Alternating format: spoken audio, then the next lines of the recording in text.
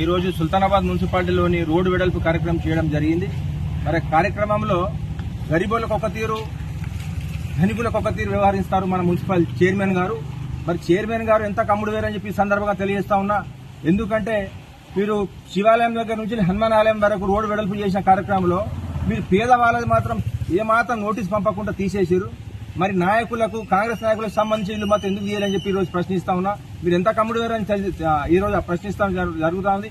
ఎందుకంటే ఇక్కడ ఉన్నటువంటి మీరు ఇల్లు చూడొచ్చు, ఒకటేమో వెనుకకు, ఒకటి ముంగట్టుకు. అదేవిధంగా ఈ రోడ్డు వెడల్పులో ఎక్కడ పోయినా కూడా గజబింక జగన్ గారు అడ్డం వస్తా ఉన్నారు.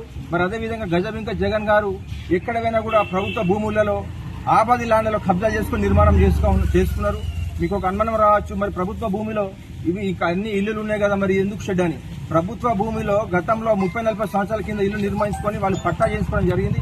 కానీ ఈయన ధనికుడు కాబట్టి ఈయన ఊర్లో ఎన్నో బిల్డింగ్లు ఉన్నప్పటికీ కూడా ఈ హనుమాన్ ఆలయం ఆక్రమించడం, మరి రోడ్లకు అడ్డుకోవడం, అభివృద్ధిని అడ్డుకోవడం, ఇదంతా ఎవరి అండదండలతో చేస్తారో అని చెప్పి ఈ సందర్భంగా తెలియజేస్తూ, మరి రాబోయే రోజుల్లో చైర్మన్ గారు దీని ప్రత్యేక దృష్టి సారించి ఈ సమస్యను పరిష్కరించకపోతే మాత్రం ఇది పెద్ద ఎత్తున ఆందోళన కూడా చేపడతామని చెప్పి ఈ సందర్భంగా తెలియజేసుకుంటున్నాం.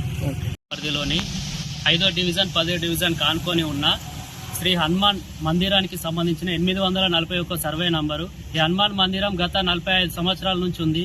అప్పటి నుంచి ఇక్కడ ఎలాంటి నివాసం ఉండే ఇల్లు లేవు. హనుమాన్ టెంపుల్ కి సంబంధించిన భూమి కబ్జాకు గురై దేవాలయానికి సంబంధించి ఇబ్బందులు జరుగుతూ ఉన్నాయి. అన్నదాన కార్యక్రమాలకు కానీ, వినాయక చవితి కార్యక్రమాలకు కానీ, బతుకమ్మ కార్యక్రమాలకు కానీ ఇక్కడ కొంతమంది రాజకీయ నాయకులు వారి అవసరాల కోసం షెటర్లను నిర్మించి కార్ పార్కింగ్ల కోసం షెడ్లను నిర్మించుకున్నారు.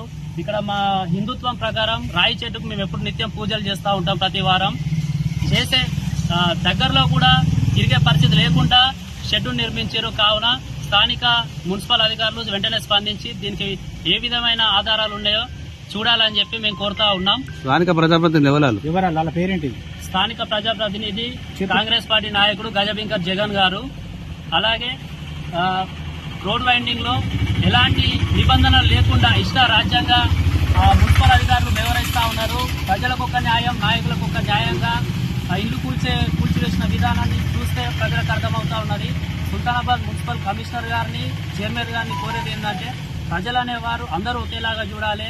లీడర్లకు ఒక న్యాయం, ప్రజలకు ఒక న్యాయం కాకుండా ప్రజల ఇల్లు ఊలగొట్టిరు, నాయకుల ఇల్లు అలాగే ఉన్నాయి. వాటిని తూతు మంత్రంగా తీసిరు, మళ్ళీ నిర్మాణం జరుగుతూ ఉన్నది.